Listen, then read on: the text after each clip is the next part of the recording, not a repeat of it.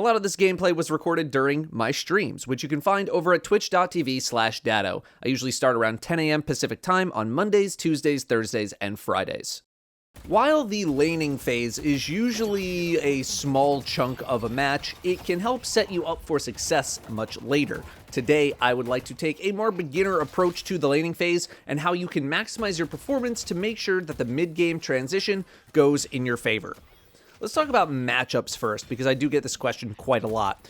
For newer players or those in lower ranks who are still learning how characters work, I think your matchups matter much less than in higher ranks. I think the amount of times where you will completely counter the enemy team is rare, and vice versa, although it does happen. I think it's better to get a feel for how the enemy is going to play, like how aggressive or passive they're going to be, and then match their energy versus seeing a matchup and then immediately conceding defeat or thinking you're going to win. However, some lanes matchup-wise will suck more than others based on the character you're playing, no matter what. The main gameplay I'd like to show off today as an example is a Calico Page versus Billy and Yamato, although I might have some other clips in here to show off any other points that I'm trying to make. This particular matchup feels like it would be bad for myself and Page, but we do end up winning this lane in this game. Billy and Yamato are both pretty aggressive characters and are supposed to get in your face a bit, but neither got super aggressive, and I feel like this tone was set from the start, but we'll go over how this all went during the video. When you first enter the lane when the match starts, the only objective available to you is get the troopers. That's it. You know, there's no boxes that have spawned, no jungle has spawned. There is you, the enemy, and troopers. Generally speaking, I like to try to prioritize killing off troopers first over early aggression. The reasons are, one, money is good. Two, troopers actually hurt if you start fighting and they're still poking you. But mainly three, they create pressure on the enemy to respond. If you're able to kill off the trooper wave before the enemy team, and you have, let's say, like 2 or more of yours still alive, you can usually swing that into some kind of an advantage, whether it's denies on the enemy team or free damage on them. This is why a lot of people put a point into Rem's 3 ability first. Buffing the minion makes it much tougher to kill and is basically guaranteed to let you push with your troopers. All that being said, the goal isn't necessarily to push the Guardian to try to kill it faster, but to create pressure on the enemy team to make them have to do something. If the troopers are pushing their Guardian, they have to respond to it, otherwise they either lose money, or their Guardian takes free damage, or they take damage. This means you get to poke at the enemy for free. You get good chances to deny souls, or later on you can do other objectives while they are still stuck at their Guardian. Also, just because I like to prioritize troopers doesn't mean it always happens. Sometimes I have a less favorable matchup in the lane where the enemy team is simply better at killing troopers than I am, or maybe my duo is not prioritizing the troopers as much as I would like to. Sometimes the enemy team completely ignores troopers right at the start and tries to go for a kill on you or your teammate. That's a situation where you're forced to engage. Regardless of the situation, your goal should be to secure as many souls as possible. This also doesn't mean that I never skirmish with the enemy team either. In fact, I like to do it quite a lot, even with troopers still on the board. But I'm very selective about those moments, and it's all based on many factors. The trooper spawns, enemy health, enemy cooldowns, their positioning, my teammates' positioning, my cooldowns, what items do we have? All very dynamic things that I can't really give that much of a checklist for.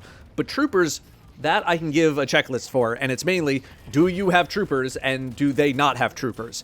If so, you can probably apply pressure. In this example, 2 of our troopers are alive by the time all of the enemies are dead, which enables me to put pressure on the enemy team. As a result, they must retreat unless they want to take trooper damage, which this early in the game actually kind of hurts. They retreat, which allows for some poke and or denial opportunities, although Paige isn't exactly the greatest at denials. After only 1 trooper wave, both Billy and Yamato are floating around 60 to 70% HP, while my team's almost full health. This reduces how much pressure Billy and Yamato can apply to us, allowing us to control the pace of the lane from minute 1. It's very possible for them to get back to even health. It's not that big of a deal, but if you continue to apply pressure wave after wave, it's really not that easy. At the 2-minute mark, boxes and jungle camps spawn in. This is another reason that I like to push the trooper waves. Killing the troopers quickly leaves you time to go complete said new objectives: jungle camps, hidden boxes, hidden statues. Now, at the lower ranks, this does not happen as much. Teams will just continue to skirmish and fight in the middle, ignoring most side objectives. People also don't have a good grasp on where their teammates are. I might go back off to do the jungle camp while my teammate stays around and tries to fight when I'm not there. All of this can be solved with pings or just saying that you're going to go do the camp. That being said, there will be times where you're just in the zone. You're fighting and you'll just forget about these camps. It's gonna happen. I'm not saying that if you aren't getting every single camp and box the moment that they spawn in that it's over. I'm just saying that you should try to be aware of them. If you're in a side lane without easy access to the tier 1 camp, this is yet another reason to push troopers. If the enemy is dealing with the troopers, they cannot do their camp. And if they're trying to do their camp and not deal with the troopers, that is free damage on the Guardian or denies. Now, it isn't a ton of money, I know, especially in the early game, but any money advantage that you can get over the enemy duo is great, because that means you will get your ultimates first, and that is where you can almost guarantee some kind of a kill, especially if you both have your ultimates and the enemy team doesn't. Taking that jungle camp multiple times can be a much bigger swing than you think. Just keep in mind that the enemy team will very likely retaliate with their own ultimates the moment they get them.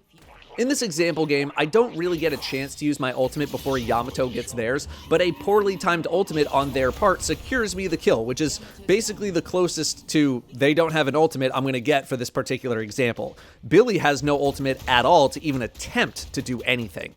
As for going after boxes and statues, there are routes you can take and advanced movement you can use to fly around the map, but I really only see this in very, very high-ranked matches because everyone kind of knows how the game is going to play out at that level. Everyone knows their teammate might run around and do boxes, so they should play defensive. Everyone knows the routes, everyone knows the movement tech.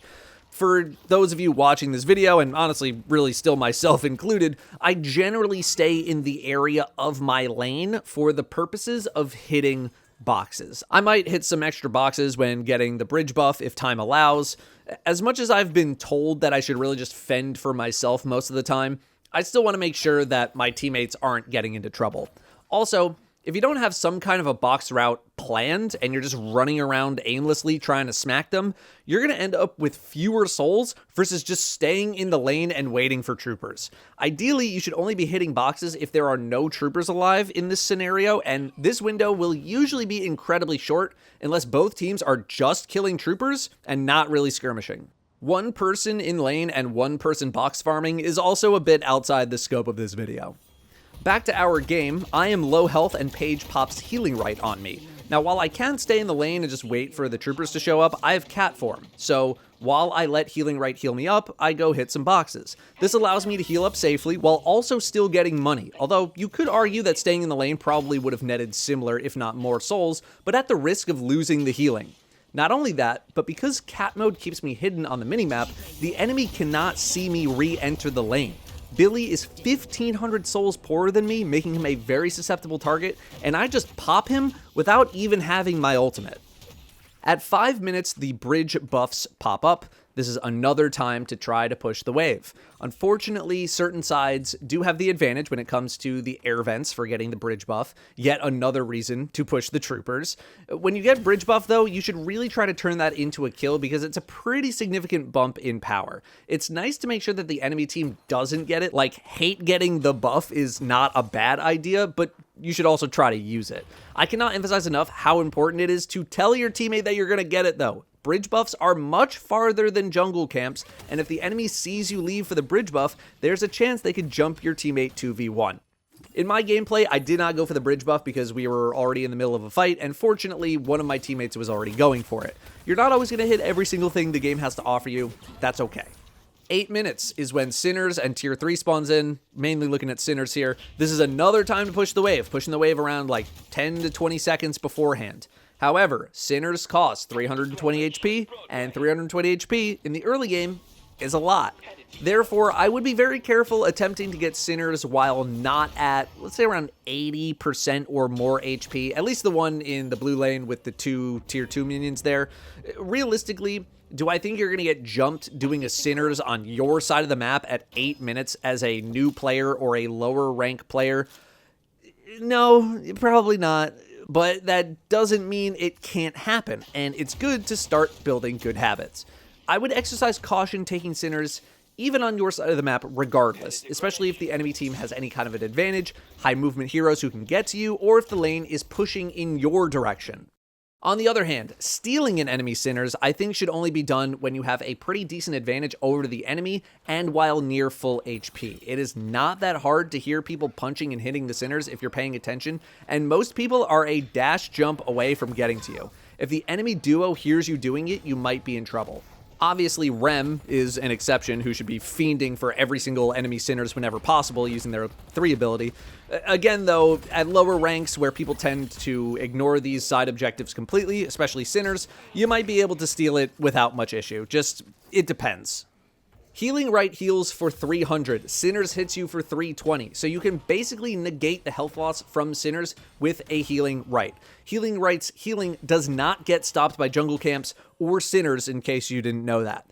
Now, would I buy Healing Right explicitly to do 1 or 2 Sinners in the early game? No, I would not. It's more of a, if you already have it, make sure to use it at a good time kind of situation.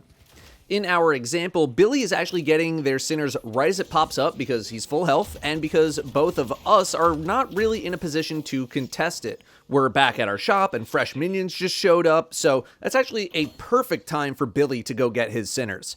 I don't get around to getting ours until around 9:30 into the match, but I make sure to shove the lane first and make sure I have a bit of health before going for it. I feel pretty safe because we just killed Billy and he's not really in a position to try to push for a kill or try to steal it. At 10 minutes is another set of bridge buffs and the mid boss, but on average, I would say at least 1 Guardian has been taken down at this point in the match, and the mid game is starting to get underway, so you need to analyze the game state to figure out how to play the finale of the laning phase and then transition into the mid game. I don't end up going for bridge buff here again because I'm a bit weak, and I did lose track of the time. Happens to the best of us. If your team has the advantage, expect teammates to roam to your lane to help you either get a kill or get the enemy Guardian down. If you have the Guardian down, you should consider roaming to other lanes. However, an issue I see frequently is both players leaving their lane for too long to allow the enemy team to catch up. If you decide to roam, you really need to make sure that you're able to make something happen or get other objectives. Missing minion waves while your opponent gets them is a much bigger swing of money than people realize. So unless both of you are playing high mobility characters, both people in the lane, I would have one of you stay behind to babysit the lane to make sure that money is going somewhere. This should be some kind of hyper carry like Haze or Wraith, whoever, but at the very least, someone needs to do, anybody needs to do it. Babysitting the lane is not the most fun thing in the world, I know, but it is one of the best things you can do during this mid-game transition if no one is doing it. You protect your walkers, you get solo laning money, it's all beneficial. Let's take a look at our mid-game transition. Both yellow and blue lanes have killed their tier 1s while we haven't, so the natural move is for at least one person to roam to try to get the kill. In this case, Apollo was already getting the bridge buff and catches Yamato on the way over. The duo in blue comes over, and while Rem from the other team tries to help, we still end up with 2 kills and the tower, while the enemy team has yet to topple a single Guardian. This is definitely a bit of an extreme example of everything going right, but it's what can happen when your team is laning well. Alternatively, if you're on the losing end, you can expect the enemy team to come rolling in at some point. Remember that the Guardian fully loses its damage resistance at 12 minutes. Therefore, the enemy team will be able to steamroll this thing around then. Not only that, but heroes have gained a lot of strength, meaning the Guardian doesn't hurt them as much, which means you're much more likely to get dove. If the enemy team comes rolling up in a 4v2, 3v2, most of the time, you should just give up the Guardian. They're very likely to kill it, and if they do, and you're too close trying to defend it, they're coming straight for you, and they're probably going to get you. Better to give up the Guardian and not die, as opposed to giving up the Guardian and dying. Yes, there are scenarios where you might be able to fight back. You need to develop your game sense to figure out when to stay and when to leave. Most of the time, if there's any kind of an imbalance and it's not in your favor, I would probably leave, especially if you're behind. Let's talk about the Guardian for a minute. The Guardian does not matter as much as I feel people think it matters. I have had games where teams were vehemently defending the Guardian at like the 17-minute mark. Guardians get 12 minutes of decaying damage resistance. After 12 minutes, it's completely gone. This is also conveniently when I think the Guardian stops mattering almost entirely in an average match. On the other hand, the walkers are pretty much always going to matter and are always worth defending if possible, but discussion about walkers is outside the scope of this video. Back to the Guardian though, it obviously sucks to be in a position where your Guardian is taken down early. Early, I would say, being before Sinners spawn in, so like 8 minutes. You lose access to the shop, you lose a bit of map control because the enemy duo is likely stronger than you, which means you can't push up as much. That doesn't mean the game is lost forever though. You're still likely going to stay in your lane for a while farming as if nothing happened. Your team may need to then deal with a roaming enemy duo, which can produce some less than ideal results, but at lower ranks, people lose track of objectives, they lose track of the lane, and they tunnel vision instead of continuing to apply pressure. The best thing you can do if your Guardian gets knocked over early is just to continue farming as much as you can. Souls are how you're going to get back in the game. You might have to play at a deficit for a little while, need to try to get some picks on the enemy team, maybe run the urn. Only play and fight when you have an advantage. But you just need to keep farming. On the other hand, the best thing that you can do if you find yourself winning is to continue applying pressure to the lane that you are in. Do not have both of you just leave lane and go do random things. Just because you won the lane does not mean the game is over. Maybe if you're that far ahead, you can snowball that into a victory, but it's not guaranteed.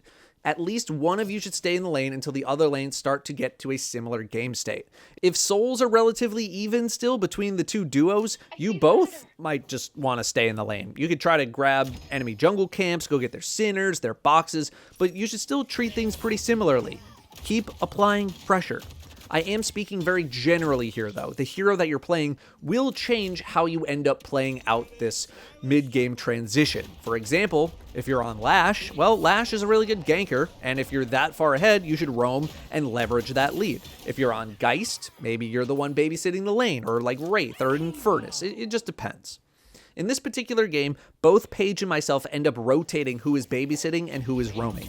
I don't go east of the blue lane for the majority of the mid game, and this is because my team is handling their business. This allows me to keep constant pressure on the green lane, and the only way the enemy team can do anything about it is by bringing way more people than they really should, which opens up another side of the map.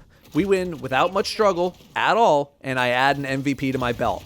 Obviously, not all games are going to be like this if you win the lane, but I wanted to have an example where pretty much everything goes right just to kind of showcase what I'm talking about. Also, I know I mentioned this during my new player tips video, but I really want to mention it again here. Respawn timers are really fast in the early game. If you manage to get a kill on someone, that's awesome, and you should use that time to apply more pressure to the lane. But if you and or your teammate are not full health, then you need to make sure you back up to safety before the enemy player returns. I've seen far too many people overstay their welcome trying to get a bunch of damage on the Guardian, only for them to be killed in the process by the person they just killed, flying back to lane, giving up the lead that they just got. One magazine worth of bullets, and then back up. If you're at full health, if you're much stronger than the enemy, if you have your ultimates, okay, stay a little bit longer. That's fine. All other cases, just back up, hit the shop, do some boxes, hit a camp, whatever. The Guardian is not that important at the end of the day.